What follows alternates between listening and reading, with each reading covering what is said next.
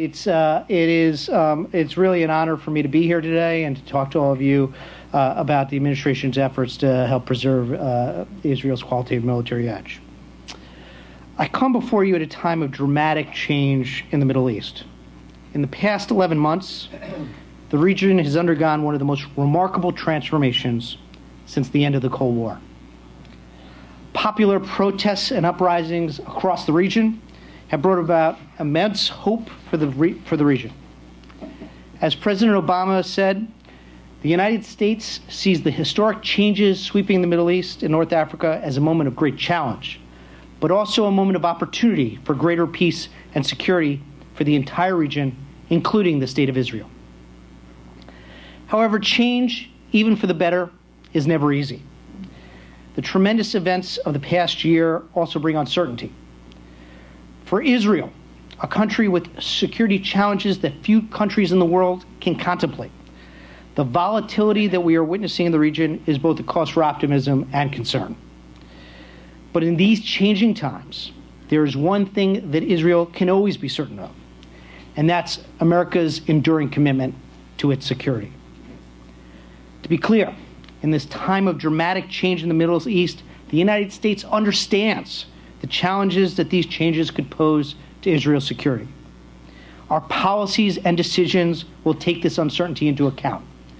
As Israel looks to the future, it should know that America will be there by its side. I am proud to say that this administration has taken steps to strengthen the U.S.-Israel relationship and preserve it in a new century and era of dramatic change.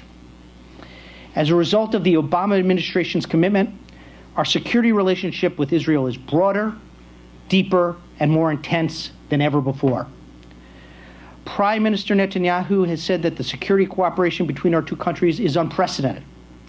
In fact, I believe that no American administration has done as much as ours for Israel's security. Yet with such significant change in the region, we must continue to forge an ever closer relationship. As Assistant Secretary of State for Political and Military Affairs, one of my primary responsibilities is to preserve Israel's qualitative military edge, or QME. This is not just a top priority for me, it is a top priority for the Secretary and for the President. To ensure Israel's qualitative military edge, we are closely analyzing the changes in the region and assessing the impact on Israel's security.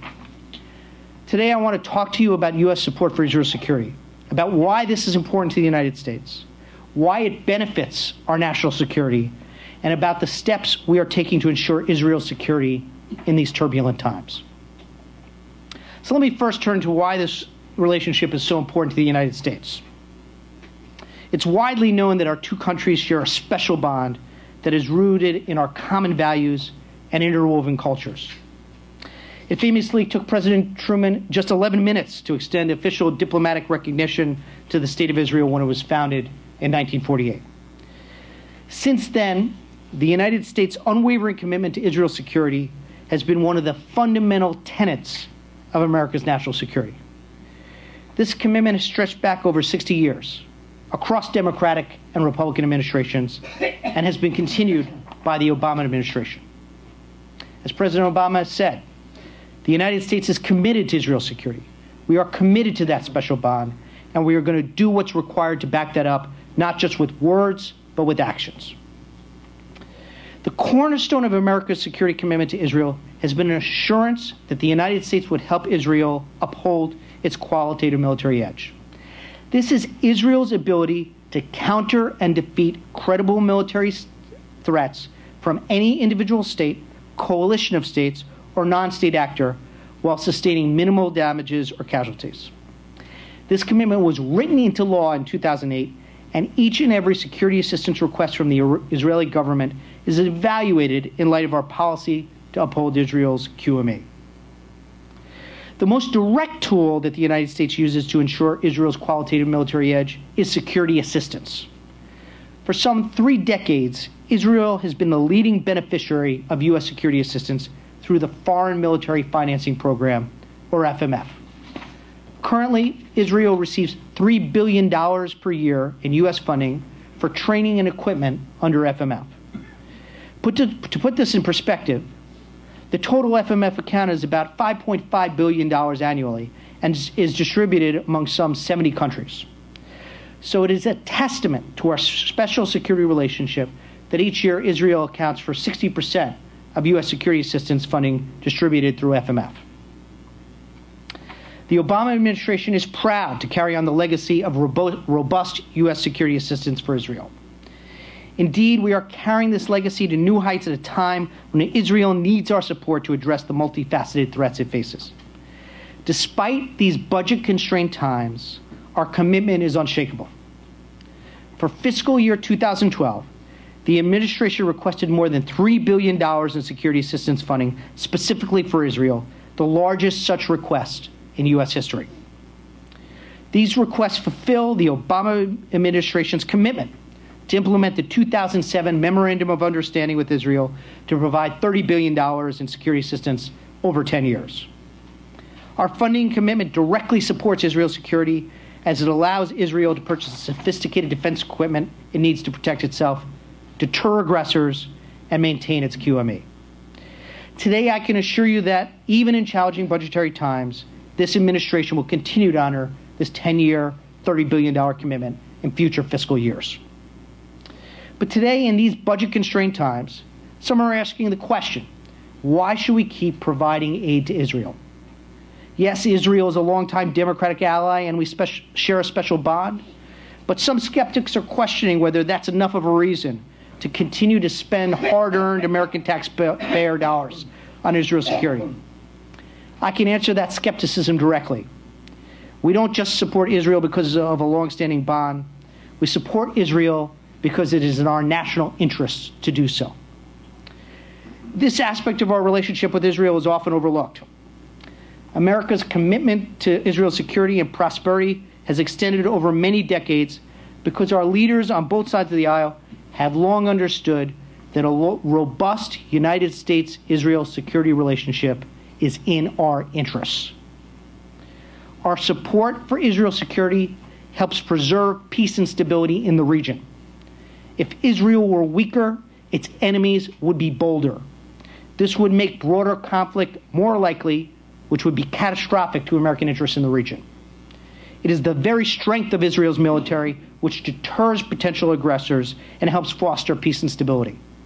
Ensuring Israel's military strength and its superiority in the region is therefore critical to regional stability, and as a result is fundamentally a core interest of the United States.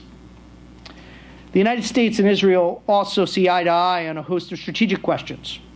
As Rob mentioned, there's a new Washington Institute report that articulates the strategic benefits of the relationship with for the United States.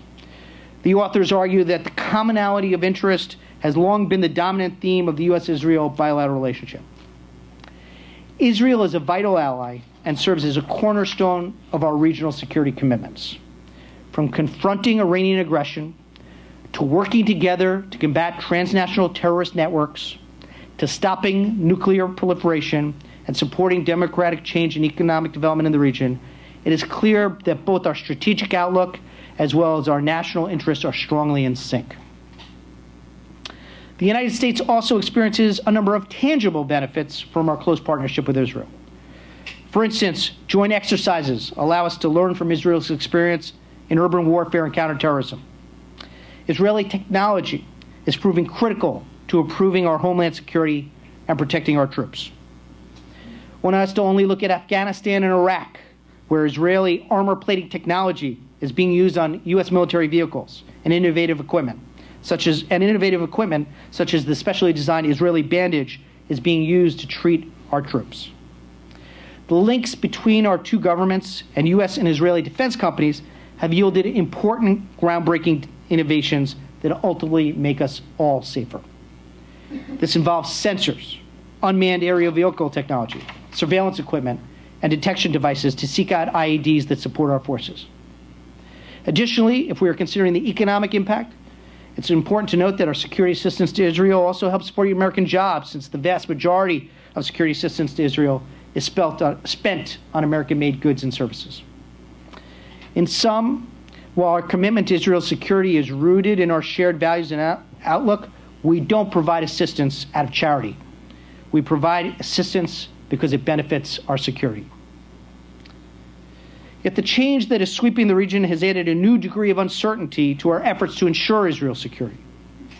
Therefore, as rapid change has swept the region, we have been intensely focused on meeting Israel's security requirements. We recognize that today Israel is facing some of the toughest challenges in its history. Despite the massive changes affecting the region, the threat posed by Iran remains. The Iranian regime continues to be committed to upsetting peace and stability in the region and beyond. Iran's nuclear program is a serious concern, particularly in light of Iran's expansion of the program over the past several years in defiance of its international obligations. As Secretary Clinton said, for Israel, there is no greater strategic threat than the prospect of a nuclear-armed Iran. In response, the Obama administration has rallied the international community and built an unprecedented coalition to impose the most far-reaching sanctions Iran has ever faced. Today, Iran finds itself increasingly isolated from the international community, making it even harder for it to acquire materials for its nuclear and missile programs. However, the dangers emanating from Iran go well beyond its nuclear program. This was clearly demonstrated last month with the uncovering of the Iranian plot to assassinate the Saudi ambassador on U.S. soil.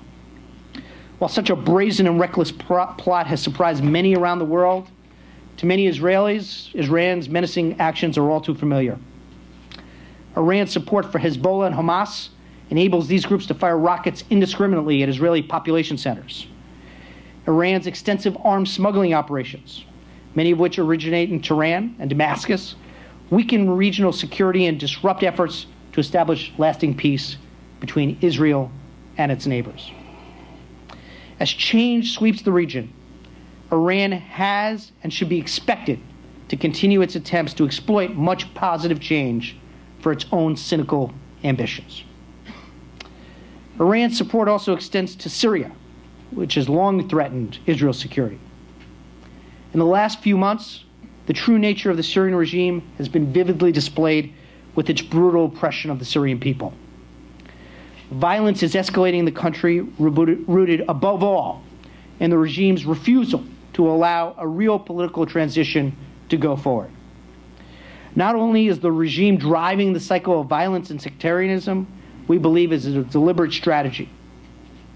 In these circumstances, a peaceful political transition is the only positive way ahead, and we urge President Assad to step aside and allow other Syrians to move it forward. But despite the instability in Syria, its support for Lebanese Hezbollah continues virtually unhindered. Syria remains the vital link between Hezbollah and Iran.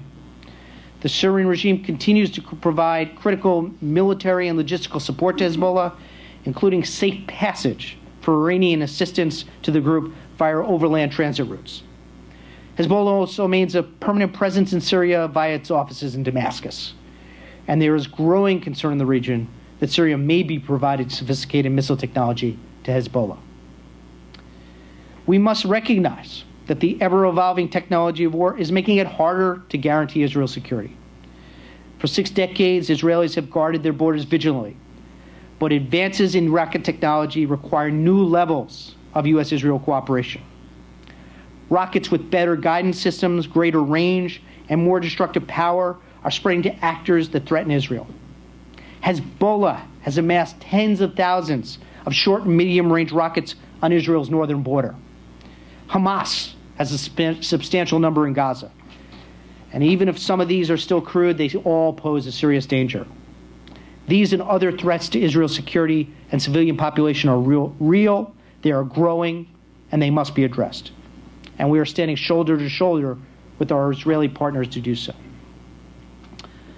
Preserving Israel's qualitative military edge is therefore a multifaceted endeavor that includes more than just security assistance or ensuring that Israel has access to technologically advanced defense systems.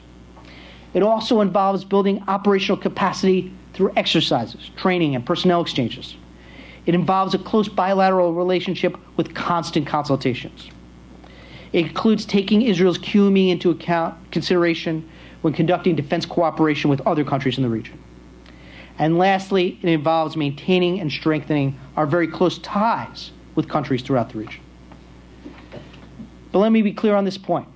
The changes that are impacting the region are prompting us to redouble our commitment to Israel's security. This is why the administration is not only sustaining and building upon practices established by prior administrations, but we are also undertaking new initiatives to make our security relationship more intimate than ever before. In this light, we are taking steps to help Israel better defend itself from the threat of rockets from Hezbollah and Hamas. This is a very real daily concern for ordinary Israelis living in border towns such as Sderot, who know that a rocket fired from Gaza may come crashing down at any moment. Recently, the rockets from Gaza were fired toward Ashdod and Ashkelon. As a senator, President Obama traveled to Israel and met with families whose homes had been destroyed by rockets. So the president understands this threat. Secretary Clinton understands it. And I understand it, having visited the border with Gaza as well. That is why last year, the president asked Congress to authorize $205 million to support the production of an Israeli-developed short-range rocket defense system called Iron Dome. The funding for Iron Dome is above and beyond the $3 billion in foreign military financing we provide. Iron Dome is part of a comprehensive layered defense against the threat of short-range rockets fired at the Israeli population. Our funding enables Israel to expand and accelerate Iron Dome production and deployment and improve its multi-tier defense against short-range rockets.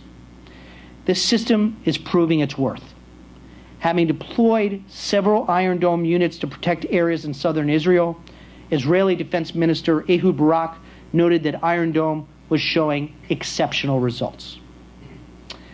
As National Security Advisor Tom Donilon said in his speech to the Washington Institute just a few months ago, we are proud to stand by this project. It is imperative we do so because there can be no peace without security. Helping to make Israel's population more secure from the short-range rocket and missile threat its border towns face is not only the right thing to do, but it is the type of strategic step that is good for Israel's security and for the United States' interest in the region. Our support for Iron Dome and similar efforts help provide Israel with the capabilities and the confidence that it needs to take the tough decisions ahead for a comprehensive peace. Additionally, we are working to better protect Israel from the threat of short and medium-range missiles. We are enhancing Israel's Arrow weapon system to counter long-range ballistic missile threats by co-developing the Arrow 3 interceptor. We are upgrading Israel's Patriot air and missile defense system, which was first deployed during the 1991 Gulf War. And we've also deployed an advanced radar system to provide Israel early warning of incoming missiles. Furthermore, David Sling, a system developed to defend against short-range ballistic missiles and cruise missiles, was developed jointly by Israeli and American companies. Another way we help ensure Israel's qualitative military edge is through joint military exercises and training. Last fall, we conducted the ballistic missile defense exercise Juniper Cobra 2010. More than 1,000 U.S. troops participated in Juniper Cobra, making it the largest U.S.-Israel military exercise in history. However, that accolade will not last long, because next year we will combine the U.S.-European Command's premier annual exercise, Auster Challenge, with the annual iteration of the Juniper Cobra exercise. This will involve more than 5,000 U.S. and Israeli forces simulating the ballistic missile defense of Israel, making it by far the largest and the most significant exercise in U.S.-Israeli history. U.S. and Israeli forces also take part in numerous exercises throughout the year in order to test operational concepts, improve interoperability, and practice urban terrain and counterterrorism operations. This intensive collaboration enhances Israel's military capabilities and develops a greater understanding and closer relationship between our military and the Israeli Defense Forces. This collaboration is also furthered by the fact that many Israeli officers and enlisted personnel attend U.S. military schools, such as the National War College. These personnel exchanges allow Israel's future military leaders to acquire essential professional skills, as well as build lifelong relationships with their U.S. military counterparts. A third way we support Israel's defense needs is by ensuring Israel is equipped with highly advanced systems. Through both our government-to-government foreign military sales program and direct commercial sales, we are able to provide Israel with advanced products and systems that are restricted to only the closest of allies and partners. In the past few years, we have notified Congress of a number of significant sales, most notably the F-35 Joint Strike Fighter. The F-35's advanced capabilities will prove a key contribution to upholding Israel's military edge for many years to come. Additionally, Israel benefits from a war reserve stockpile that is maintained in Israel by U.S. European Command. This can be used to boost Israeli defenses in the case of a significant military emergency. Also, like many of our partners overseas, Israel is able to access millions of dollars in free or discounted military equipment each year through the Department of Defense's Excess Defense Articles program. We are also improving the process through which defense sales to Israel are notified to Congress. Israel will soon join some of our closest partners, including NATO members, Japan, Korea, Australia, and New Zealand, as a country subject to an expedited congressional notification process. This also puts higher thresholds on the value of transactions that need to be notified to Congress. This means that the smaller routine sales and purchases that occur between allies can happen more quickly. By including Israel in this small group, we are better able to meet their defense needs and therefore ensure their security. Furthermore, unlike other beneficiaries of foreign military financing, Israel is the only country authorized to set aside 1/4 of its FMF funding for offshore procurements. This exception provides a significant boost for Israel's domestic defense industry, as it helps them to develop indigenous production capacity and enables them to invest in research and development, which is critical to developing advanced systems. However, what underpins all of these efforts to support Israel's qualitative military edge is the closeness of our bilateral political military relationship. This administration's commitment to Israel's security is not just about providing resources or just implementing existing policies. Rather, we have been cultivating new ways to ensure Israel's security and enhance our relationship. During the Obama administration, there has been an unprecedented reinvigoration of our bilateral defense consultations. And in the wake of the dramatic changes in the region, we are looking to expand these even further.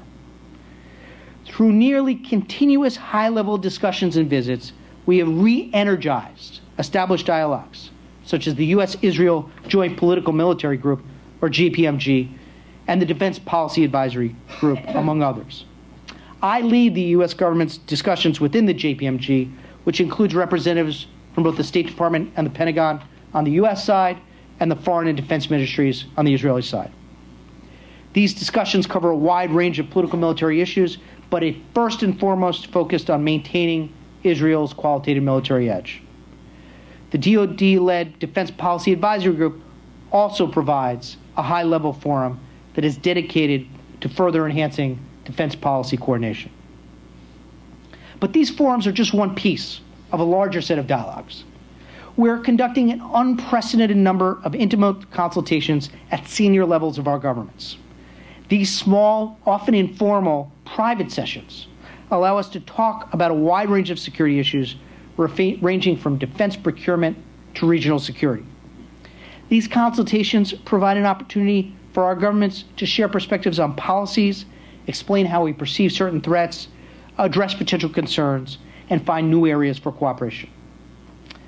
One example for our growing cooperation can be found in our joint efforts to prevent and interdict the illicit trafficking of arms into Gaza. In 2009, the United States and Israel began intensive consultations to address this threat. It has become a top agenda item whenever we meet for bilateral security talks.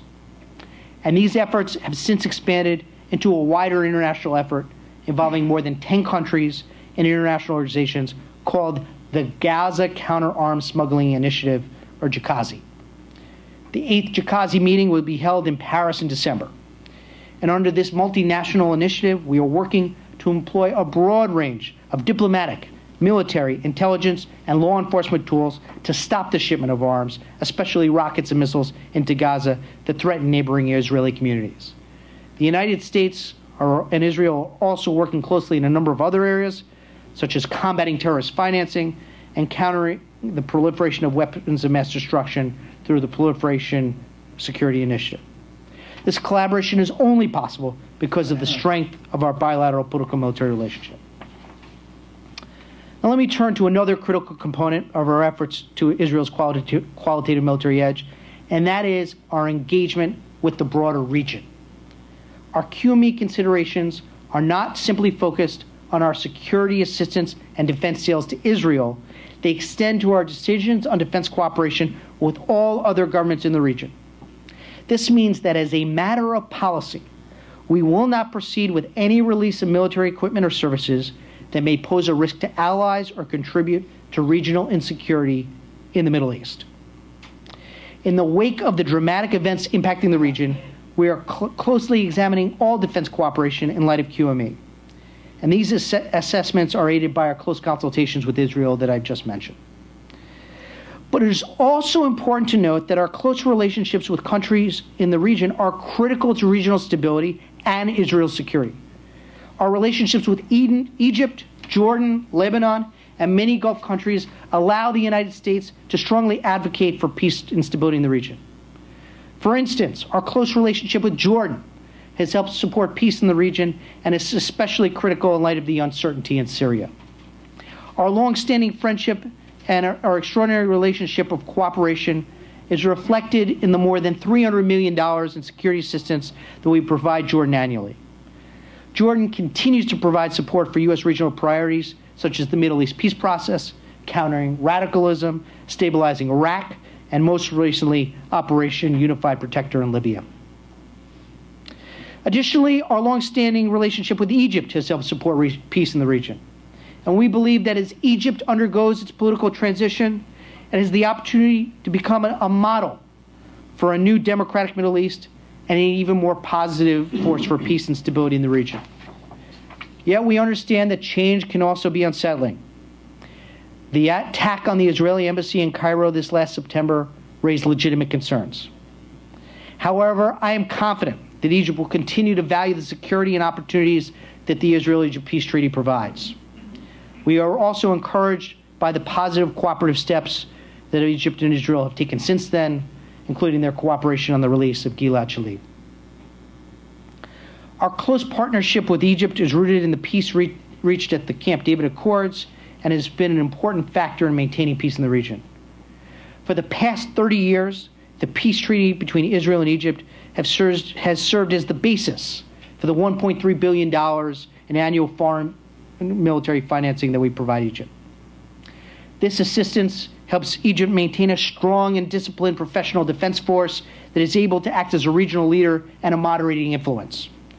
Our assistance helps build ties between militaries, assures that foreign militaries conduct themselves in restrained and professional ways, and creates strong incentives for recipient countries to maintain good ties with the United States. I know that the uncertainty of the Egyptian transition has prompted some in Congress to propose conditioning our security assistance to Egypt. The administration believes that putting conditions on our assistance to Egypt is the wrong approach, and Secretary Clinton has made this point strongly. Egypt is a pivotal country in the Middle East and a longtime partner of the United States.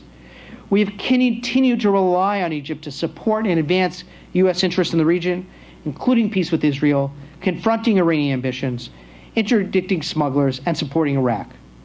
Egypt's well-being is important for the region as a whole. I understand that in these budget-constrained times, Congress will take a close look at all our assistance programs. However, now is not the time to add further uncertainty to the region or disrupt our relationship with Egypt. Conditioning assistance risks putting our relations with Egypt in a contentious place at the worst possible moment. As the Secretary explained, we support the democratic transition, and we don't want to do anything that in any way draws into question our relationship or our support. The Egyptian people, not just the Egyptian government, view our assistance as symbolic of our support for their country and their transition. At this time of great change, we need to maintain the flexibility to respond to events and adjust our assistance accordingly. Additionally, members of Congress should be clear about the potential second and third order effects of cutting off assistance to Lebanon or the Palestinian Authority. We must ask ourselves, if we are no longer a partner, who will fill the void? We must think about the other potential partners that could fill the space we leave behind, and that should give us pause. Furthermore, with our troops coming home from Iraq at the end of the year, Secretary Panetta has noted that the U.S. will continue to have a robust presence in the region. As U.S. forces begin to come home after years of war in Iraq, our diplomatic efforts, our development work, and our security assistance programs will prove critical to maintaining a robust presence in the region. Our total FMF funding amounts to just $5.5 billion per year, of which more than 80% goes to supporting our partners and allies in the Middle East. Therefore, deep and disproportionate cuts to the State Department budget, which accounts for just 1% of the overall federal budget when combined with USAID, will not make a dent in the deficit or debt, but they will undermine U.S. national security and our ability to effectively engage the region. We don't yet know how the budget discussions will play out, but we are all bracing for their impact. The last point I would like to make today is also one of the most important ways we work to support Israel's security, and that is through our efforts to promote peace between Israelis and Palestinians. As the President and the Secretary, as well as many in this room, have acknowledged time and again, the status quo is simply unsustainable. Neither Israel's future as a Jewish democratic state nor the legitimate aspirations of Palestinians can be secured without a negotiated two-state solution. Israel itself is not immune from the winds of change. As the people of the region attain greater freedom of movement, access to information, and a deeper understanding of the political landscape, Israel will come under even greater scrutiny. This will certainly bring increased pressure to bear on the efforts to achieve a comprehensive peace in the region. Israel has faced concerted diplomatic efforts to undercut its legitimacy and isolate it from the international community. But as the President has said, Israel's legitimacy is not a matter for debate. We have consistently opposed efforts to isolate Israel. We have stood up strongly for Israel and its right to defend itself after the Goldstone report on the 2009 Gaza conflict was released. We have refused to attend events that endorse or commemorate the flawed 2001 World Conference Against Racism, which outrageously singled out Israel for criticism. This administration has made clear that a lasting and sustainable peace can only come through negotiations and remains firmly opposed to one-sided efforts to seek recognition of statehood outside the framework of negotiations, whether in the UN Security Council or other international fora. Nonetheless, the United States remains committed to the pursuit of an enduring peace between Israelis and Palestinians. In his May remarks, the President outlined a comprehensive vision for peace between the parties, including goals and principles for the negotiations. In doing so, he laid a firm foundation for future negotiations. His vision carefully weighs and balances difficult trade-offs that the parties will need to make, which we believe are necessary to reach our common goal: two states for two peoples, Israel as a Jewish state and the homeland for the Jewish people, and the state of Palestine as the homeland for the Palestinian people, each state enjoying self-determination, mutual recognition, and peace. We continue to work towards this goal and remain committed to using every opportunity and every tool to make this reality. Our work is rooted in knowledge shared across the decades by presidents and policymakers on both sides of the aisle that a strong and secure Israel, and an Israel at peace with its neighbors, is critical not only to the interests of Israelis and Palestinians, but also to America's strategic interests. This is manifested in this administration's unwavering dedication to ensuring that Israel is prepared to defend itself against the multitude of threats it faces. Since day one, President Obama and Secretary Clinton have not only honored and re-energized America's enduring commitment to Israel's security, but have taken action to expand it to an unparalleled level. And I can assure you that under the leadership of President Obama and Secretary Clinton, the bond between the United States and Israel is unbreakable, and our commitment to Israel's qualitative military edge has never been greater. Today, November 4th, is also somewhat of a somber day. 16 years ago on this day, Yitzhak Rabin was assassinated in Tel Aviv. The strength and courage Rabin exhibited as he sought peace in a time of great uncertainty is an example that lives on today. While Rabin was pragmatic and tough in his defense of Israel and its interests, he also had an unassailable optimism about that future. He not only believed that the world could be a better place, that peace was possible, but he also had the strength and courage to make it a reality. As we ponder how to react to a world that is rapidly changing, we should remember Rabin's example. Thank you for your time and attention, and I'll look forward to the discussion.